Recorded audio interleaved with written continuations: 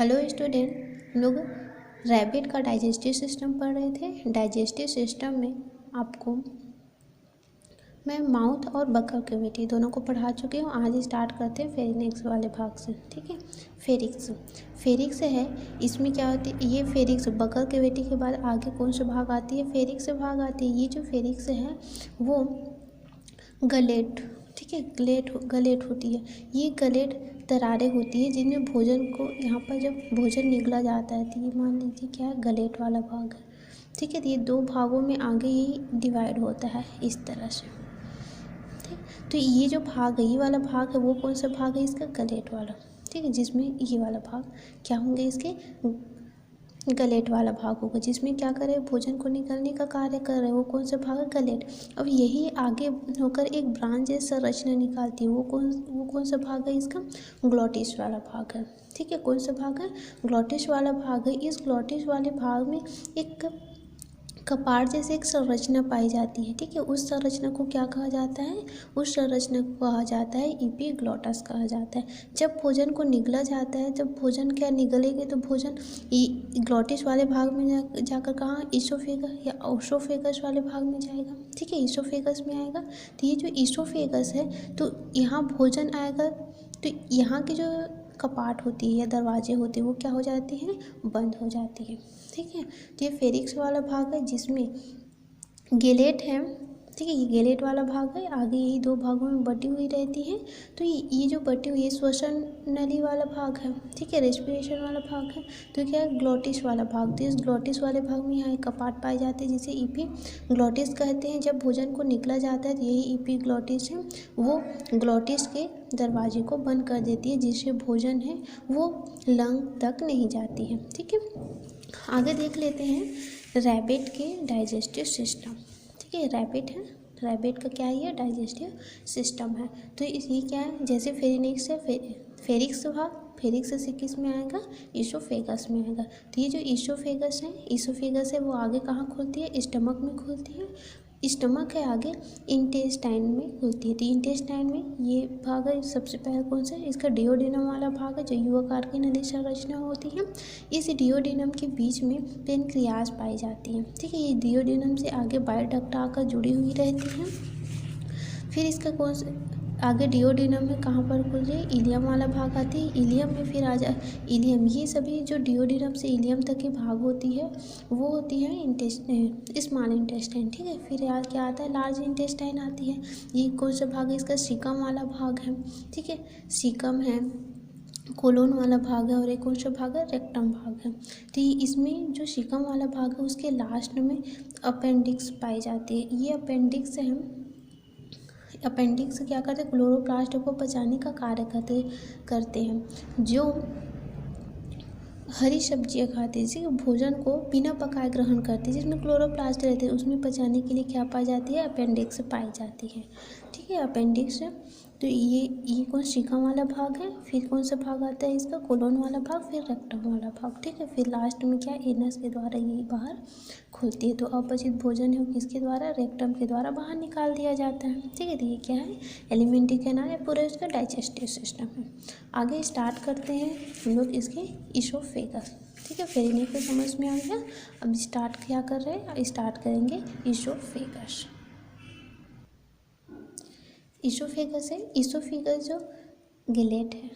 ठीक है, गलेट बोलते हैं इसे। ठीक, क्या कहते हैं, गलेट। ये जो गलेट है आगे किस में खुलती है, ईसोफेगस में खुलती है, और ये ईसोफेगस आगे स्टमक में खुलती है। ठीक है, ये ईसोफेगस है, इस ईसोफेगस में लॉन्गिट्यूडनल फोल्डेड होती है। इसमें बहुत सारे क्या, म्यूकस ग्लैंड पाए जाते हैं। म्यूकस ग्लैंड की वजह से म्यूकस सिक्रेशन होती है, और म्यूकस सिक्रेशन से वहाँ का भाग क्या रहती है, चिकना बनी रहती है, जिससे फूड है वो क्या होती है, आगे जो फूड है उसे आगे कहाँ तक, स्टमक तक पहुँचाया जाता है। इसमें फूड का डाइजेशन है वो नहीं होता है। ठीक है, यहाँ पर फूड का डाइजेशन नहीं होता।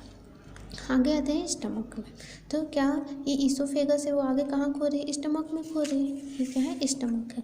इसमें मैमल्स में स्टमक है वो 3 भागों में बटी हुई रहती है। ठीक है, एक होती है इसका कार्डिक स्टमक।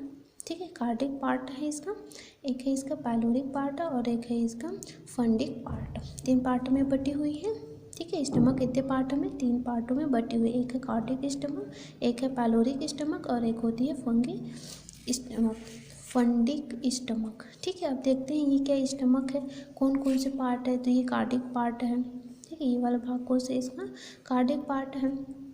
कार्डिक पार्ट के जैसे नीचे वाले भाग देख रहे हैं, ये क्या है, फंडिक पार्ट है और ये पाइलोरिक पार्ट है।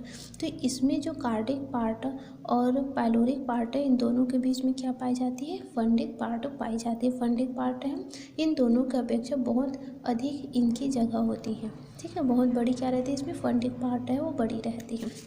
हम देख लेते हैं ये जो फंडिक पार्ट, ये जो स्टमक के अलग अलग जो कार्डियक है, फंडिक है और पाइलोरिक पार्ट है, इन सभी पार्टों में ग्लैंड, अलग अलग ग्लैंड होती है। ठीक है, जिसके द्वारा गैस्ट्रिक जूस का सिक्रेशन होता है। तो इसमें ग्लैंड देखते हैं, स्टमक में ग्लैंड। तो स्टमक में 3 तरह के ग्लैंड पाई जाती है। ठीक है, कार्डिक वाले भाग में कार्डिक ग्लैंड पाई जाती है जिसमें म्यूकस का सिक्रेशन होता है। ठीक है, किसका सिक्रेशन हो रहा है, म्यूकस का सिक्रेशन हो रही है। आगे पाइलोरिक ग्लैंड है। ठीक है, फिर इसके जो ये पाइलोरिक ग्लैंड है, पाइलोरिक पार्ट में पाइलोरिक ग्लैंड होती है, इसमें किसका सिक्रेशन होता है, इसमें गैस्ट्रिक जूस का सिक्रेशन होती है। ठीक है, किसका सिक्रेशन होती है, गैस्ट्रिक जूस का सिक्रेशन होती है। आगे इसका आता है फंडिक पार्ट, मैं यहाँ गलत लिख दी हूँ। ठीक है, ये कौन सा भाग है, ये इसका फंडिक ग्लैंड है। ये जो इसका फंडिक ग्लैंड है, इस ग्लैंड में 4 अलग अलग सेल पाई जाती है जिनके द्वारा अलग अलग एंजाइम का सिक्रेशन होती है। तो इसमें म्यूकस नेक सेल पाई जाती है। जो म्यूकस नेक सेल है, ये म्यूकस का सिक्रेशन करती है।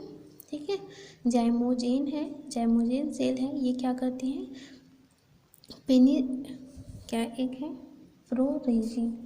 ठीक है, प्रोरेजिन और पेप्सिनोजन। ठीक है, पेप्सिनोजन नामक एंजाइम है, इनका सिक्रेशन करती है। आगे जो ऑक्सीनेटिक सेल है, ये क्या करती है, ये HCl का सिक्रेशन करती है। एक और इसमें सेल पाई जाती है अर्जेंटिफिन सेल है। इसके द्वारा क्या सिक्रेट होती है, उनका क्या कार्य है, अभी तक क्या है, ये अननोन है, इसके बारे में अभी तक पता नहीं चला। ठीक है, तो ये आपको समझ में आ गया होगा। स्टमक है, ठीक है, स्टमक 3 पार्टों में बटी हुई है। ठीक है, कौन कौन से, कार्डिक है, पाइलोरिक है और फंडिक है। ठीक है, इन सब से अलग अलग ग्लैंड होती है, इन सभी में ग्लैंड होती है और ग्लैंड के द्वारा फिर क्या होती है, हार्मोन्स का सिक्रेशन होती है जो भोजन को पचाने में हेल्प करती है। आगे स्टार्ट करते हैं इंटेस्टाइन। ठीक है, आगे स्टार्ट करते हैं इंटेस्टाइन। तो स्टमक है, आगे इंटेस्टाइन में खुलती है। इंटेस्टाइन में भोजन का अच्छी तरह से पाचन होता है और उनका अवशोषण होने का कार्य इंटेस्टाइन में होती है।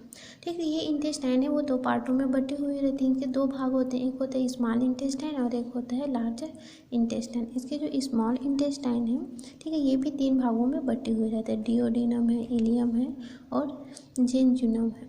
ठीक है, इसमें अब देख लेते हैं जो डिओडिनम वाला भाग है वो कैसे रहता है, यू आकार की नली रहती है। इनकी लंबाई देखते हैं तो ये 15 से 25 सेंटीमीटर होती है। इसके इलियम है, ठीक है, और इसमें जो जेजुनम है ये कितना 2.5 मीटर की होती है। इन सभी में विलाई पाई जाती है। ठीक है, क्या होती है इन सभी में विलाई पाई जाती है और यही विलाई है जो पचे हुए भोजन है, ठीक है, पूर्ण रूप से जो भोजन डाइजेस्ट हो चुका है उनका क्या करता है, एब्जॉर्प्शन।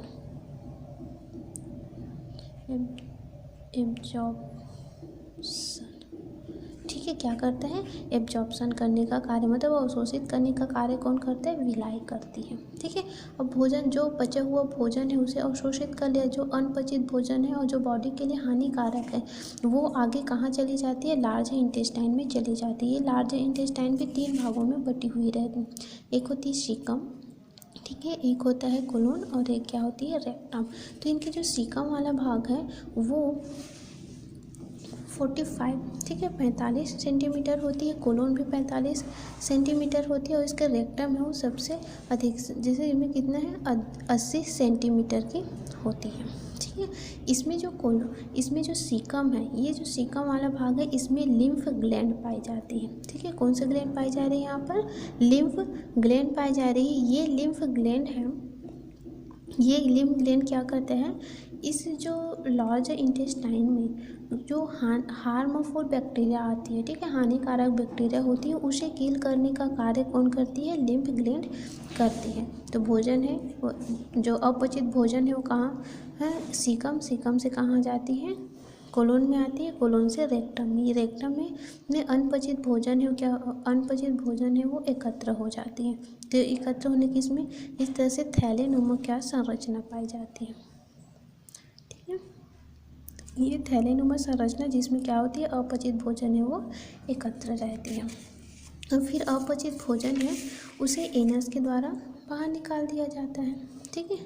अंत में जो रेक्टम वाला भाग है वो किस में खुलता है? एनस में खुलती है। और ये एनस क्या करती है? एनस है वो अपचित भोजन को बाहर निकालने का कार्य करती है। आगे देखते हैं डाइजेस्टिव ग्लैंड, ठीक है। इसमें म्यूकस ग्लैंड पाई जाती है, ठीक है। ये म्यूकस ग्लैंड क्या करती है? म्यूकस का सिक्रेशन करती है। ये पूरे बॉडी में म्यूकस का सिक्रेशन होती है इनमें। आगे आते हैं सेलिवरी ग्लैंड, जिसे लार ग्रंथि भी कहा जाता है। ये लार ग्रंथि में टैनिन नामक एंजाइम का सिक्रेशन होता है, जो माउथ में ही क्या करते हैं? स्टार्च का डाइजेशन करते हैं। भोजन में उपस्थित स्टार्च है उसका क्या करते हैं? डाइजेशन करने का कार्य करती है। आगे है लिवर। लिवर में ये लिवर कैसा रहता है? बाई लोब्ड होता है, मतलब दो भागों में ये बटा होता है, लेफ्ट लिवर और राइट लिवर, ठीक है।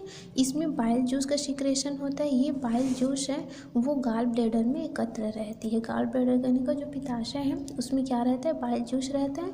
और ये बाइल जूस आगे डिओडिनम वाले भाग में खुलती है, ठीक है।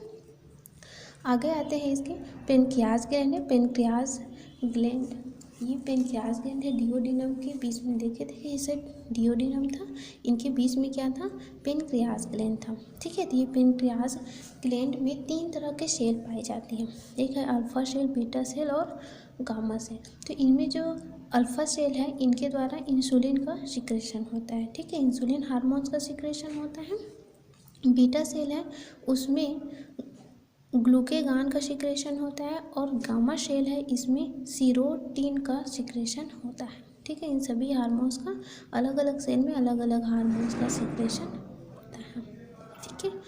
इसमें क्या करते हैं? जो इंसुलिन है ये ग्लूकोज का पाचन करने का कार्य करते हैं। ग्लाइकोजन है ग्लूकोज को बॉडी में बढ़ाने का कार्य करती है, ठीक है। और ये सीरोसिन, तो इसमें क्या है? 3 तरह के हार्मोन्स का सिक्रेशन होता है, ठीक है, जो भोजन को पचाने में हेल्प करती है। इस तरह से आपका ये रैबिट का डाइजेस्टिव सिस्टम है वो कंप्लीट हो गया है ना। आगे पढ़ेंगे रेस्पिरेशन के बारे में। Thank you.